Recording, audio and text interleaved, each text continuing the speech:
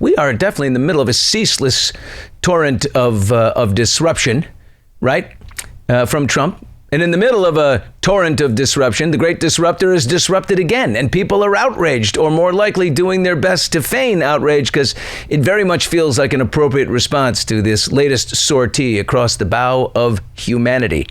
Boy, have you seen the AI-generated video about Trump's future nirvana? Called Trump. It's Trump Gaza. It's what it looks like down the road. It's unbelievable. A new Trump hotel, a giant golden statue of Trump, a child holding a Trump balloon. It's like sexy Riviera vibes. Elon Musk is, seen tossing around. Do we have it? Are we going to put it on? Put it on. Elon Musk is seen tossing around cash to visitors and children. They're bearded male belly dancers. Look at this thing. Oh my God. Elon, look at a skinny Elon right there. And then you've got bearded men who are belly dancing. That's odd. Trump dancing in a nightclub with a scantily clad woman. Trump Gaza hotel.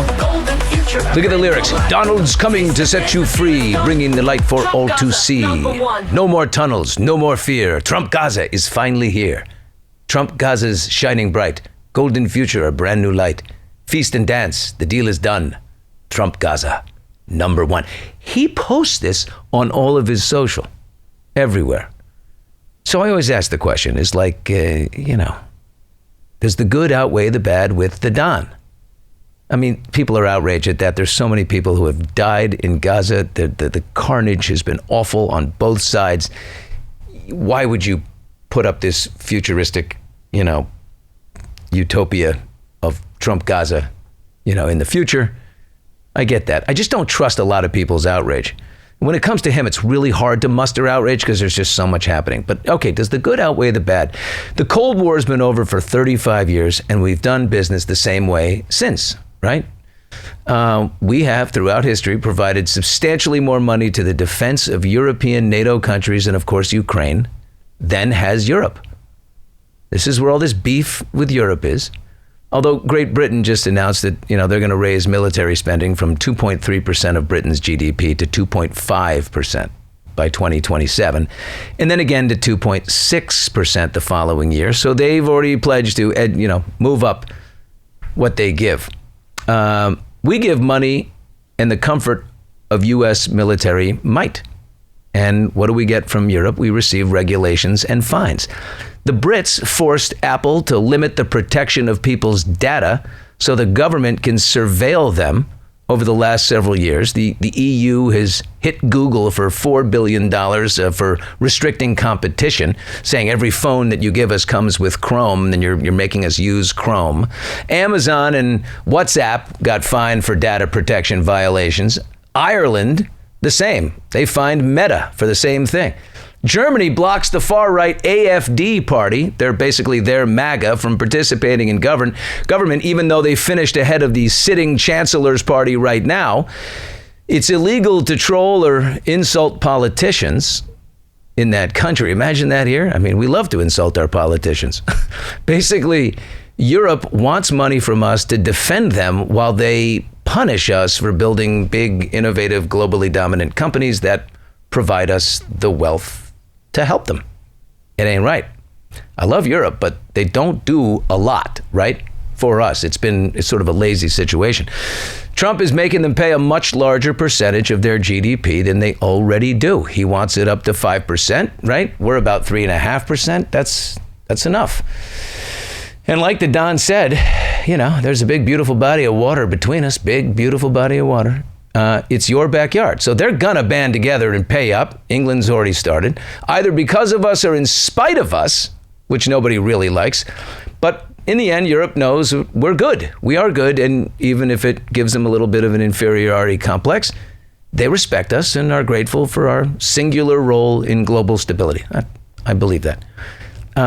Big development that happened yesterday. This morning. Ukraine has agreed with the U.S. on a deal to develop its natural resources. more than 100 major deposits of critical and rare earth minerals and natural gas and oil reserves. To recoup some of the hundreds of billions of dollars, Trump says 350 billion, it isn't that much, that we have spent on their defense against Russia. And just like that, oh my God, we're mining partners. Zelensky's flying to D.C. on Friday to seal the deal with the Don. They need manpower in Ukraine, of course. They've lost so much. We've given them a lot of money, and now Don's saying we want a taste. But have we gone from protecting the weak to shaking them down? Like Don Corleone shaking down the local storefronts there? But America elected the author of The Art of the Deal. What did we expect? Everything is a deal to him. He loves to make deals. And this handout to Europe has been eating him alive. All right, I got into it a little, but the bad. He could be a lot nicer about it. Why do we have to humiliate and embarrass Zelensky in the face of Vlad Putin, little Lord Farquaad? Trump said Ukraine started the war and that Zelensky is a dictator, as well as a B-level comedian who sweats too much. He always their Friday meeting should be nice and awkward in the Oval Office, but we just voted with China and Russia. In what world would we vote with China and Russia in the UN Security Council against the proclamation that Russia invaded Ukraine? They did. Of course they did. And Trump knows they did. So why did he more than legitimize Putin? Is Trump just rude and greedy, an ignorant bore who's throwing 80 years of alliances out the window for a better cut on lithium? Does he just hate Europeans? I mean, that would be weird. His wife is one. Is he really in bed with the Russians like all of MSNBC devoted their lives to telling you, for his whole first term? Don Corleone and Don Putinesca. Okay, you take the Arctic. I'm going to take Panama. You get Crimea, whatever it is. I get Greenland. We split Ukraine, okay? But it's mostly mine. I mean, Russia, look, is not our enemy. Not anymore. They aren't close to our equal. Vlad has sacrificed hundreds and hundreds of thousands of lives for a war against little Ukraine that's still tied. His military is depleted. He's forcing 70-year-old men to volunteer, right? Stop this little turd now. Choke him off. That's what the opposition says, right? But he needs a lifeline. Putin needs one bad. Trump tells a lie to the world that Putin did not start the war, saving face for Vlad. Well, what's he going to do with that? No other U.S. president would or could have done that. But Trump has conditioned us that this ain't your daddy's geopolitics. What would Ronald Reagan and George H.W. Bush think of this? Two great statesmen. Given that Putin wakes up every day thirsting over the inevitable decline of America as the lone superpower in the world, this can't be great. He's not in favor of peace. He craves victory. He's an authoritarian. Scariest of all, right now, Trump is not surrounded by any voices of dissension anymore. Did you see the cabinet meeting he did this morning? They're all around there. Some guy asks and says, a reporter says, will all these people do whatever you tell them to do? And if they don't, you'll fire, like they're beholden to do whatever it is, no matter what? He said, oh, yeah, of course. They're all enablers. They're all supporters, right? The first administration was loaded with old school, Republican establishment hawks and guys who were, super careful. They were there to keep Trump from being Trump. Last night, a friend of mine connected me with a guy named Jeff Green, national security expert, former colonel in the Air Force Reserve. Before that, a missile combat crew commander. He lobbies the government now on issues pertaining to U.S. defense, innovation, and national security. And Jeff is with us right now. Jeff, thanks so much for being here. I had a beautiful cigar sitting outside last night by the pool, and you really opened my eyes on a lot of things here I think people don't really hear about. On its face, Jeff, Trump's moves are short-sighted, right? Greedy and mean, it seems, but he wrote or dictated the art of the deal. He's been doing this forever. He's never changed his tune. But do you think this change in our foreign policy towards our oldest allies is necessary right now? Are we doing the right thing? Well, Billy, thanks for having me here. I mean, this is the question, right? You're dealing with a new normal in Washington, D.C. Forgive me for wearing a tie. I'm probably the last guy in town that's doing it. because everything is just flipped on its head here. It's absolutely different. I think he is going to have to do these kind of things in this new environment. You've got a very divided Congress. You've got a very dedicated MAGA Republic out there that wants to see change. You've got campaign promises to upend the world order as it is. So I think this is all very predictable as far as what happens. And you said it best. All of this is outlined in The Art of the Deal. Like, we have the answers to the test, but nobody's reading the book. Nobody's understanding kind of what's happening here. Everything's a deal. But what's really got people shocked is that he I'm not going to have you say it, you have relationships there, but he lied right alongside Putin. There must be a reason, I'm getting something for this lie that I'm going to tell, that Russia did not invade, that the aggressor here is Ukraine. And not only that, that little Zelensky's a dictator. So he tells that lie. There's got to be something for that in the deal, whatever the deal is, right? Yeah, and he tells us this in The Art of the Deal, right? Think big, think outside the box, be outrageous. These are literally things he's written about and talks about. So where is his starting point? He's got a war. He's promised to end this war day one. We're well past that. He's got Putin backed into a corner. The Ukrainians, frankly, have embarrassed the Ukrainian military. It's been a fundamental shift here in Washington, D.C. about the way that Congress talks about and thinks about Ukraine. He's got to figure a way out of this box. So what does he do? He does what he does best, and let's think of a creative solution that nobody else not only has thought about, but would dare try to put on the table. So he's upending this. He's flipping the apple cart. He's being outrageous, right? That's exactly verbatim. Why not just bury Putin? Why not just put him away? Because he's lost. Reports are up to 800,000 people, half of all of their artillery gone. I mean, the guy's absolutely hobbled. This is a time to, but he's giving him a lifeline, and he's letting him save some face by saying, yeah, it happened to you. You didn't do the aggression. So we're getting something for that in the deal. And does it have to do with economic partnership? Does it have to do with these rare earth minerals we're all interested in? Is it because we've cut this deal now with Ukraine where we're going to get 50%? We're going to help them develop their natural resources, and we're going to make money off of these critical minerals and rare earth minerals, things that power our phones and our cars and all this stuff. We got to compete with China and this stuff. So is this for Putin to back off and let us have access alone to Ukraine? Is that what we get? Well, let me ask your first question. Why doesn't he bury Putin? And, forget the suit. I'm a country boy at heart. Corner dogs bite, right? And Trump knows this. So this is still a very dangerous regime, a very dangerous country, and it's depleted. Its military is decimated. At the same time, he's got Zelensky. He's got the Europeans who essentially are relying on us to fund their common defense, fund us through NATO. We could talk for hours about the NATO deal, and you start trying to see the elements of a deal. So what leverage does Zelensky have? What can he put on the table in a deal? And you start peeling back through the traditional things, and natural resources is always at the top of the list. You look inside Ukraine, you see a lot of things that are interesting to the United States, a lot of things that are valuable. They've got titanium, which can support our national security. Right now, a lot of that titanium supporting the Russian military industrial complex. They've got natural gas. That's a major source of the Russians' revenue, their GDP. They've got uranium. The United States is going to need large amounts of uranium to fund the AI revolution and the power that's going to demand.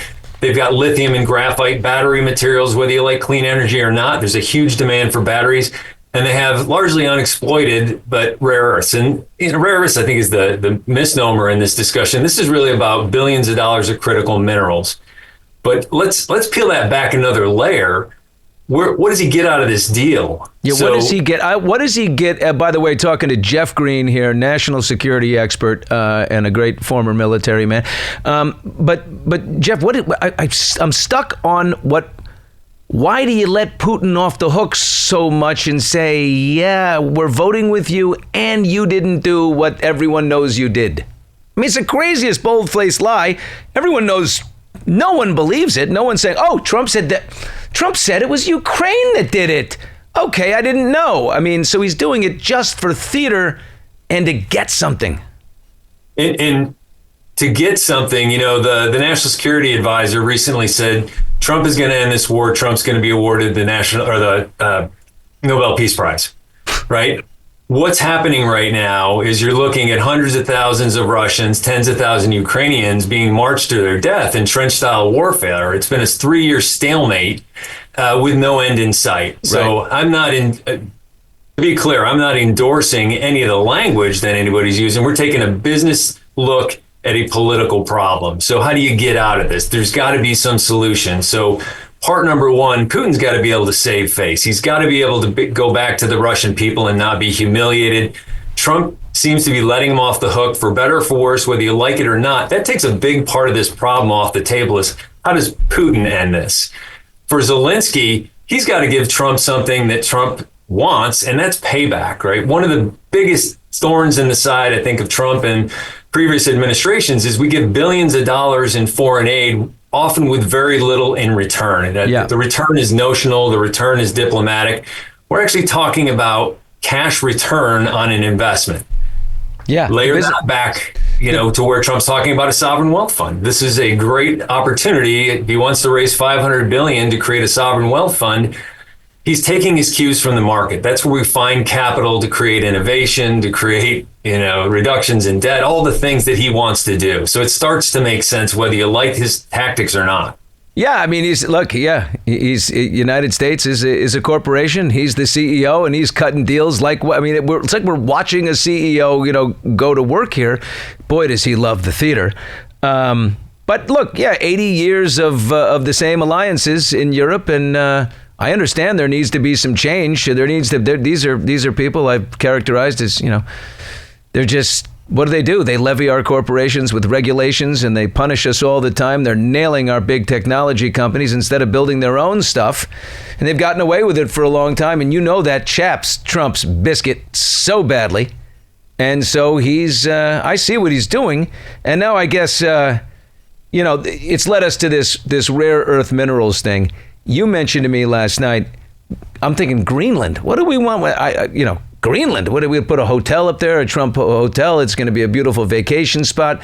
But that's a big hotbed for rare earth minerals too. And so this is not a joke about us buying or somehow in partnership getting Greenland from Denmark. This is a real thing, right? And it's probably going to happen. Whether it happens or not, who knows? But I actually believe he's deadly serious about it. If you look at Greenland from a geopolitical and strategic context, there's a lot to like there. It's a small population. Yes, it's a sovereign nation. Of course, we're hopefully going to respect that. Obviously, they have vast resources, largely untapped. Just like in the Ukraine, it's going to take billions of dollars to unlock that, minerals in the ground to bring that to bear. But you've also got a very critical geostrategic location. And, whether you call it climate change or just the snow's melting, there's a lot more land available in Greenland, both to mine those materials and to establish strategic basing. The Air Forces for decades had a location there, relatively small. We could expand that.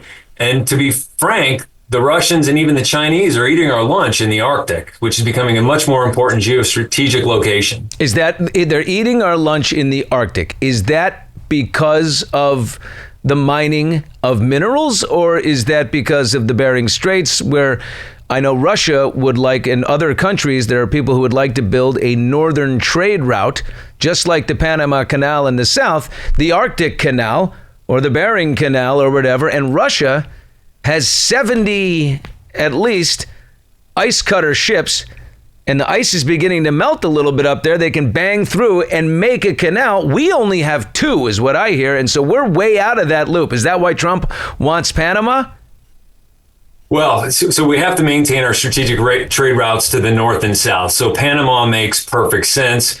I think it gets in the president's side anytime you talk about a foreign country, particularly an adversary, being in our sphere of influence. I mean, this goes back, centuries. The Western Hemisphere is ours, and we're going to do everything we can to protect that as our own. The northern trade routes, I think, similarly, you talk about icebreakers. It's going to take us 11 years to build the next one. We have one commissioned out of the U.S. It's the first in 50 years. And I think you're spot on with what you're talking about. This is both strategic resources access. As you break through that ice through the Arctic, you have access to those underwater resources, and you have a trade route, right? So you can go through the Bering Strait, you can go around, you go over the top. I mean, this is really giving them quick access to the United States. And candidly, you start looking at what Trump's talking about, he's clearly thinking about this. We're talking about Iron Dome for America. That tells me he's concerned about a strategic threat. Yeah, and you know what? I mean, if he hasn't pissed off everybody in Congress enough or irritated them, we've got this thing called the Jones Act, which is this federal statute that says any ship engaging in commercial activity on the water needs to have been built here in the USA, basically. We can't just go buy an ice cutter from Canada or somewhere else. So if we can't build any for 11 years, I mean, this stuff is all happening without us. Do you imagine Trump throws the Jones Act out or finds a way to overturn it? Because that's going to upset a lot of shipbuilding members, a lot of members of Congress who represent shipbuilding communities. We're going to have a lot of shipbuilders, a lot of high precision welders, a lot of people that are really unhappy if that happens. So he's got a delicate balance here, right? We have a vast deficit in our shipbuilding capability. I mean, we need a new West Coast shipyard. We need, more ships in the naval inventory. We need icebreakers. The Jones Act is designed as kind of one of these statutes that ensures U.S. commerce. We want point-to-point U.S. flag vessels. He's going to have a really hard time with Congress to say, let's throw that away, let's buy foreign icebreakers. But at the same time, he's talking about investing vast sums into our domestic industry to give us the capability to do that. The challenge is that stuff doesn't turn on overnight. It's going to take a long time. It's going to take workforce, massive investment. And yes, a few decades from now, we may look back at this and say, wow, he really kind of revitalized the manufacturing industry. He reshored all this capability. He brought back shipbuilding. He built shipyards. The challenge for him is you're not going to see the benefit of that for decades. So what do we do? We're losing up there in the Bering Straits. Are we up there? Do we just go militarily and say, get out of here, or we're going to defend this with the biggest military in the world? Does this become a conflict zone, or is that way too far off? So let's take the conversation back to where we started, right? The art of the deal. So what has he done? Just like he always does, was said something a little outrageous. We've thought really big. This is the concept I think Trump has just epitomized and perfected. If I want 100, I'm going to ask for 300. If I end up with 150, I'm 50% ahead of where I wanted to be. Like, this is the way that he thinks. So I think this is an opening gambit as far as Greenland, as far as, the entire Northern Passage. Like, this is just the start of this discussion. And I'll tell you, people were laughing at the concept of a rare earth deal. Now the White House has appropriately renamed it a critical minerals deal with Ukraine. But when you start connecting the dots, it all starts to make sense. And I think you're going to see the same thing with the Greenland issue. All these rare earth minerals, it's like this AI world is exploding in front of us. Who's going to control AI throughout the world? That's the big Cold War now between China and America. And these rare earth minerals are the phosphors on our cell phone screens. They are anything that moves, an engine that moves, they come from rare earth. So just explain to people how badly China is kicking our ass in this area. China controls how much of the global production market of rare earth? Yeah, so if you go back to the 1980s, Billy, the United States was the dominant producer of rare earth minerals. As we have let that industry atrophy, as we have looked to low-cost providers around the world, China now dominates still to this day after hundreds of millions, even billions of investment into this, over 80% of the basic rare earth oxide production. Over 80%. Feeding the world. Correct. And it used to be well over 90 until some projects came online in Mountain Pass, California, and in Australia. So we're chipping away at this issue, but this was a massive deficit that was created by just ignoring the geopolitics and the strategic interests, the supply chain issues that for decades were just tossed aside in the interest of buying stuff quick, fast, cheap from the lowest cost provider. Wow. Well, Jeff, I really appreciate this discussion. I was not aware, and I don't think most people probably, like me, going to work, doing their thing, not aware of this giant hustle that's going on out there in the world. And it kind of brings me back to what I said in the beginning. regarding Trump is that, I think the message might be strong. The messenger, he does what he does, which is not always great. But I see that, maybe we have to believe a method to the madness is going on here for a second, because we got to get engaged with all this stuff. I had a member of Congress, I think, say it best to me. He said, look, you can't listen to what the president says. You have to figure out what he means.